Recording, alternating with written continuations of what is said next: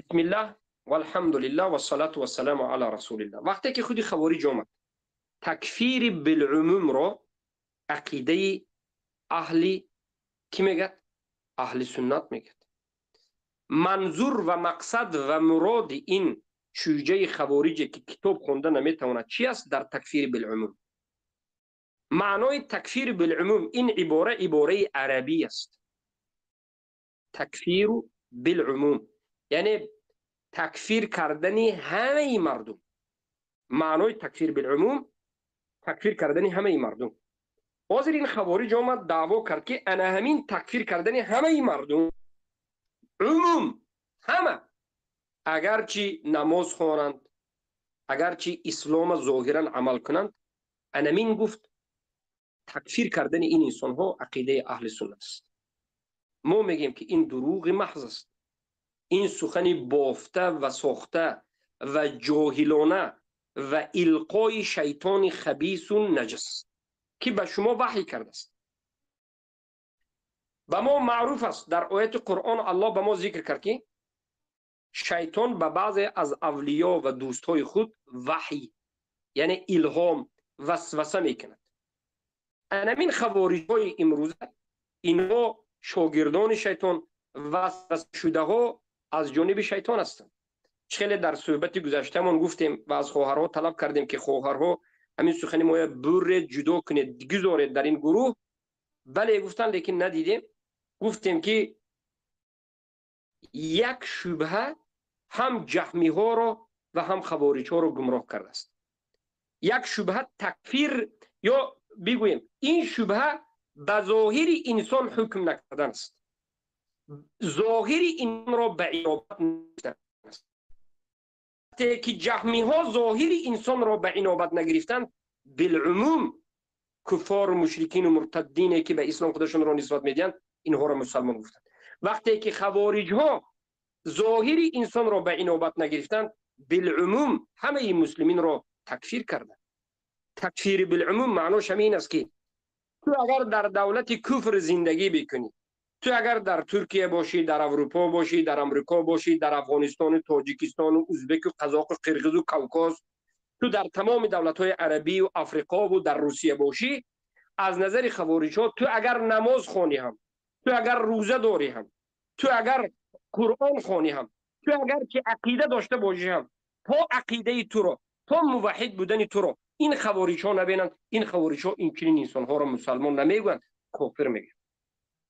همه این مسجدهای اهل سنتی که پر از نمازگزار است، نماز را نماز اهل سنت میخواند، از نظر خوارج ها همه اهل مسجد کافر است. تکفیر بالعموم معناش همین است. این چهار خوارج میگن که هر کسی را که ما عقیده اش را ندیدیم، عقیده اش را نسنجیدیم، این کافر است. از نظر خوارج همین عقیده خبیثی است. تکفیر بالعموم معناش همین است. ظاهر انسان را قبول ندارد. ظاهرا نماز خواندن در نزد اینها این مسلمان گفته نمیشود. انا همین کفر است. انا همین عقیده خوارج ها کفر است. خوارج ها کافر هستند. کسانی که تکفیر بالعموم به همین معنا میگویند، تکفیر نمازخوانها را میبرارند، ظاهر انسان را، عمل ظاهری انسان را به عنابت نمیگیرند و در اساس باطن حکم میکنند. اینها قرآن را تکذیب کردند، سنت را تکذیب کردند و خودشان به کفر واقع شدند. کفرشان تکذیب قرآن و سنت. الله در قرآن ظاهر حکم کرد، پیامبر صلی الله علیه و در سنتشان ظاهر حکم کردند و اجماع صحابه و دیگر تابعین و تبع تابعین به همین بود که ما به ظاهر یک انسان، خواه مرد است، خواه زن است، حکم میکنیم. نمازش رو دیدیم، عمل اسلامیش دیدیم، مسلمان است. تا زمان کفر شرکش رو ندیدیم کسی رو تکفیر نمیکنیم. اما وقتی که ظاهرا کفر اکبر و شرک اکبر او ظاهر شد، در اینجا کافر میگیم.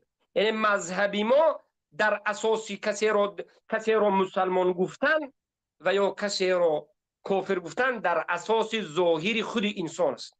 ظاهرش اسلام بود مسلمان است، ظاهرش کفر بود کافر است.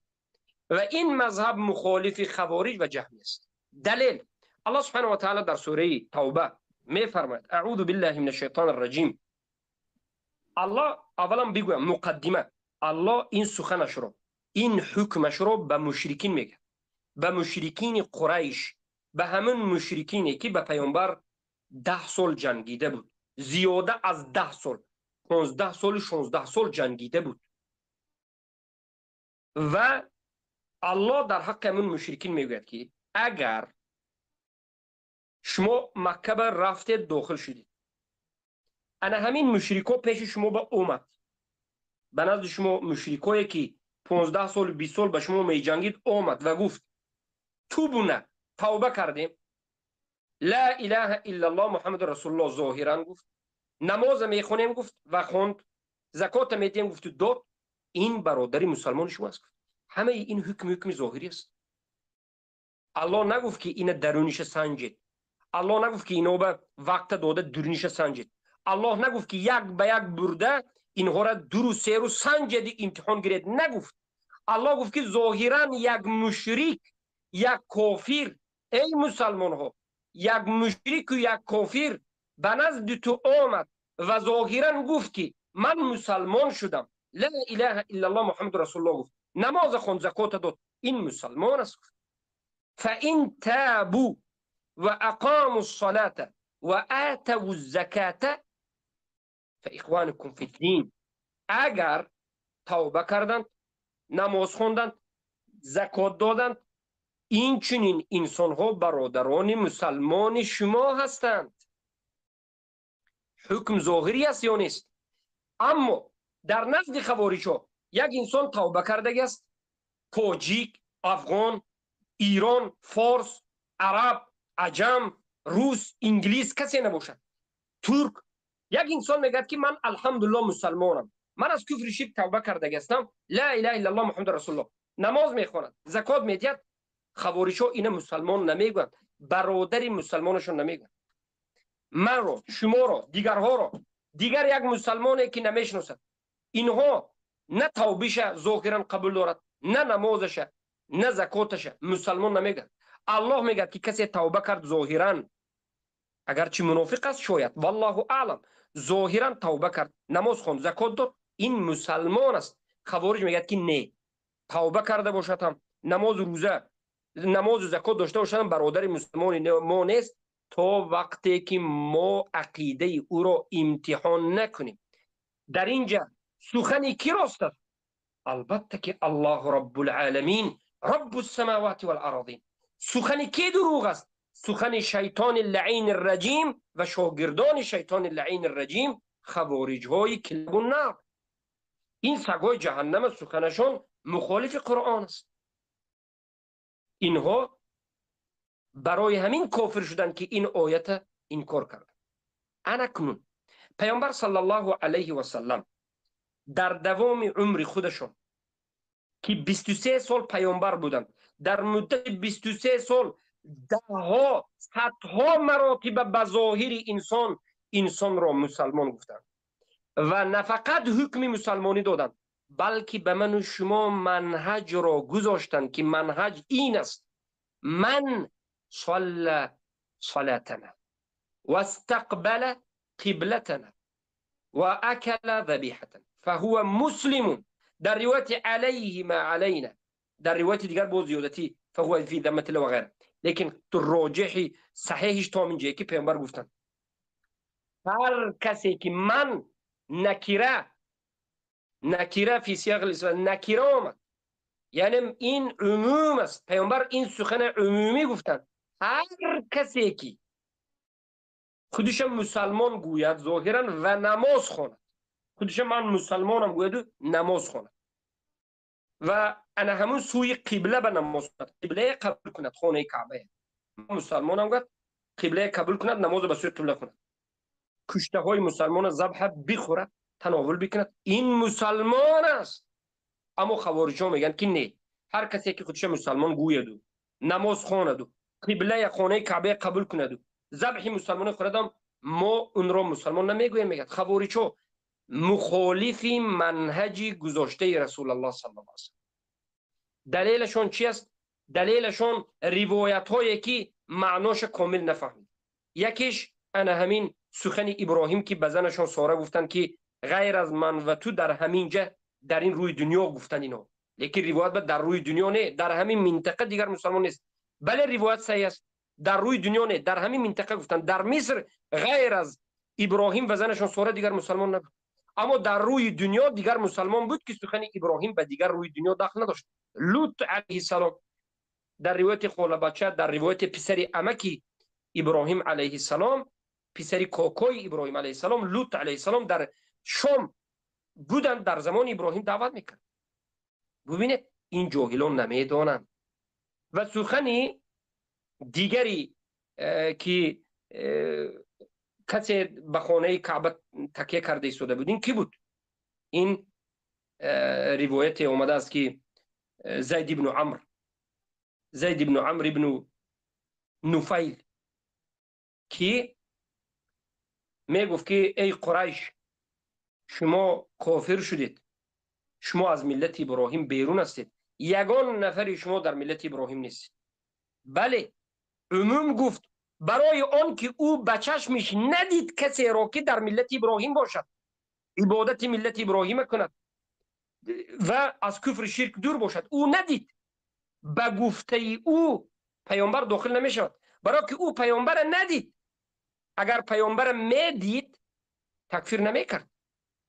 اگر انا همین زید بن عمرو بن نفیل نوفل یکی ورقت ابن نفیل داره، زید ابن نوفل، اگر این میدونست که مثلا اینجا ورقت ابن نوفل است، ورقت ابن نوفل موحد بود، نمیدونست، یعنی انا همین زید بن عمرو بن نوفل ندید، ظاهرا ندید، برای همون عموم تکفیر کرد. خوارج این روایت ضد تو است، تو ظاهرا دیده ایستاده، ای خوارج، ای کلاب النار، ای سگ جهنمی، تو ظاهرا دیده ایستاده که یک انسان نماز میخواند، تو ظاهرا دیده ایستاده که یک انسان طواف میکند، تو ظاهرا دیده این کار کردی، اما روایتی که آوردی او ظاهرا ندید، برای همین تکفیر کرد. فرق وجود دارد. ظاهر را ببین قبول کن، ظاهر را ندیدی بله حکم گذار. اگر ظاهرا ندیدی، همه را دیدی که ظاهرا در کفر و شرک است، حکم گذار.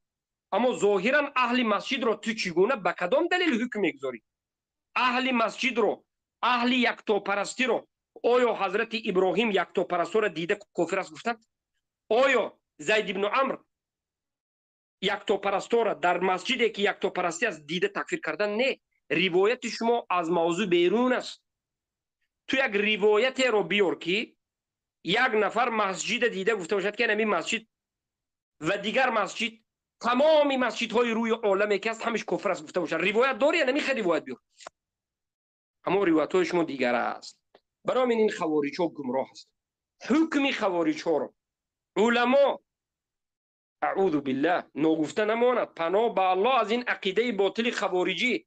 حکم خوارج رو علمای زیاد از اهل سنت کفر و اونها را تکفیر کرده هستند، خوارج های جدود انمین زمان رو، زیرا که ظاهر انسان رو قبول نکردن این چی است؟ تکذیب قرآن است. چگونه که آذری ها کافر شدند، سبب تکفیر آذری ها هم انا همین ظاهر قبول نکردن و قرآن تکذیب کردن. زیرا که قرآن منهجی که الله به ما بیان کرد، منهجی که قرآن به الله در کلامش بیان کرد، ظاهری مشرک کافر گفته میشه، ظاهری کسی که ایمان آورد لا اله الا الله محمد رسول الله گفت و نماز و زکات میدهد، اینا مسلمان گفته میشه. انا همین ظاهری الله نازل کرده در وحی است.